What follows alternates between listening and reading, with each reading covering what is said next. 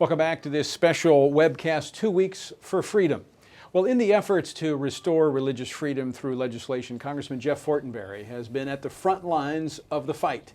He is a lead sponsor of the Respect for Rights of Conscience Act, which is designed to restore our First Amendment rights of religious freedom and the rights of conscience. The bill would repeal in its entirety the contraceptive abortion mandate. Congressman Fortenberry, thanks so much for joining us. Pleasure to be with you, Tony. Thanks for inviting me. You're absolutely welcome. Let's talk about what your piece of legislation would do, the Respect for the Rights of Conscience Act. What exactly would that do? Be happy to share it with you, but I want to tell you a quick story. As I was entering your building tonight to come on to the show, there was a woman out front taking a picture of the emblem above your door, which says faith, family, and freedom. And I said, why are you taking a picture? She said, well, that's the motto by which we live by back home in San Antonio. And I thought, how appropriate, because it's faith that reinforces the reasoned belief that we have certain principles of life that are based upon the dignity of the human person. And then, of course, it's family. That's the most intimate form of community where that's lived out. And that really is the fundamental basis of our freedom. And that's what the government ought to be protecting. And so here we have ourselves in a situation where we have a new health care bill with new authority given to the federal government that President Obama and his health secretary have exercised. They're actually mandating that Americans violate their deeply held reasoned beliefs and are forced to choose between their religious faith, the principles of individual liberty, or buying products and services that violate those beliefs, those deeply held beliefs that the government demands. So the Respect for Rights of Conscience Act was actually drafted way before we could have foreseen that this new HHS mandate was going to be a fundamental violation of religious liberty. But you could see it coming under this administration's policy. We certainly sensed that the healthcare bill was ripe for abuse in this regard, that it would force healthcare providers or even other Americans who are business people who are providing health insurance, people who work in healthcare industries, not even directly involved with abortion, but who would be forced to buy drugs or pay for procedures or even participate in procedures that violate their religious faith or their fundamental ethical sensibilities. That's not American. That's a false choice to put people in that situation. And it is unfair as well as unprecedented. In fact, the Respect for Rights of Conscience language was a part of the normal healthcare debates in the 1990s, proposed by persons such as Hillary Clinton, accepted by President Clinton in certain healthcare reforms, that you would have an exception for people who claim that this would violate, something the government imposes would violate their moral precepts or religious liberty. So that's all the Respect for Rights of Conscience bill does. It returns us back to where we were in the healthcare system before this new healthcare bill and restores a principle of liberty that we have exercised. It's been operative in our culture since the founding of this country. Where's the measure stand at present?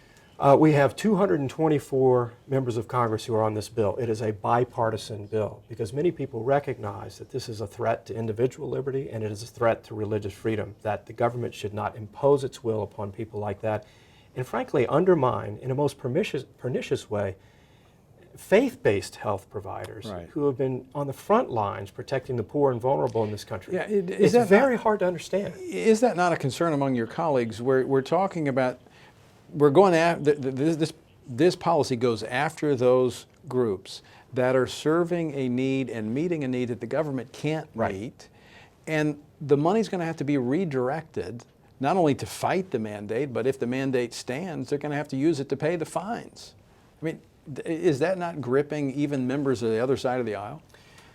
The government should be celebrating the fact that we have people of faith and other people of goodwill who are in healthcare and are trying to provide for the poor and marginalized, not imposing upon them this conflict of conscience by forcing good Americans to pay for, be involved in procedures or to provide for drugs, abortion-inducing drugs, by the way, that violate the religious faith or rights of conscience of many, many good people. And I'm not saying this is the president's motivation, but I have to wonder, are there some on the other side of this debate pushing this imposition, this attack on religious freedom, that would prefer that these religious organizations not be out there providing these services? Yeah, it's hard to assign that type of cynical motive, but right after this happened, I had a friend of mine who is a medical doctor email me, and he said this is an attempt to force Catholic healthcare providers, for instance, out of the marketplace. Now, I'm not sure that's the motive or not. I think it's a worldview that's being imposed by this particular administration. But a costly one if it is. A horribly costly one in terms of a violation of a most American principle of the rights of conscience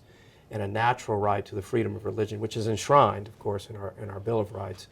But also, if that were the case, and you do drive faith-based health providers out of the market, or other people of goodwill who simply say, I cannot participate in a procedure or provide drugs that are inconsistent with my deeply held reasoned beliefs, you are going to shift significant costs to the government. So there's a real problem. Well, there. I think if I recall the last numbers I saw, 1 in 6 Americans receive health care from a Catholic institution. That's correct. And if we're talking about a health care crisis in America today, what kind of crisis are we setting up if we basically take out almost, a quarter of our healthcare delivery system out of the process? It's the government's job to celebrate and defend natural rights as we've known them in our culture and as they're enshrined to a degree in our Bill of Rights, not to take them away, and not to coerce people to violate their deeply held beliefs or religious freedom. Can you imagine a group of nuns, for instance, who's been doing this, serving the poor, being fined, or even worse yet, maybe even forced off to jail if they can't pay the fine, or forced out of the business at all? I think once Americans see how deeply problematic this is, it goes beyond just the principle of religious liberty. Even the people who don't share faith tradition that we have, they can see that this is a violation of a more fundamental natural right. Well, let's, just a short period of time left, let's talk about the Respective Rights of Conscience Act. 224 co-sponsors. You only need 218 to pass a piece of legislation.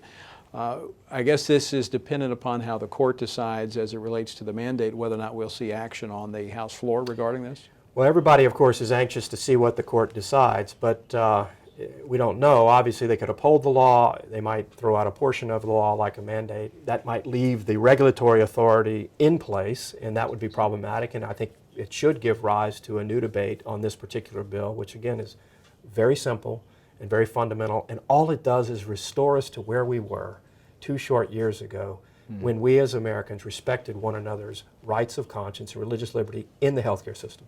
What can people do to help move this along? Well, certainly the easiest thing to do, the best thing to do perhaps, is to write your congressman. If they are already a co-sponsor, tell them thank you. Tell them how important this is. If they are not, ask them why. Go see, make an appointment to ask them specifically. Look, Tony, good people of goodwill really do have to engage. This is a critical moment.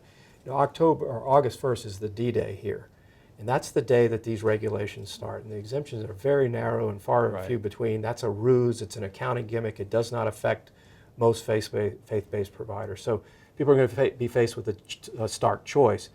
Can I continue to practice and stand against this coercive action of government or not? Well, they should continue to practice. They should continue to care for the poor and vulnerable. An unjust law is no law at all. So people who are in healthcare need to be courageous and stand up against this. Congressman Jeff Fortenberry, thank you so much for being with us. Pleasure Appreciate being your with you. leadership on this issue.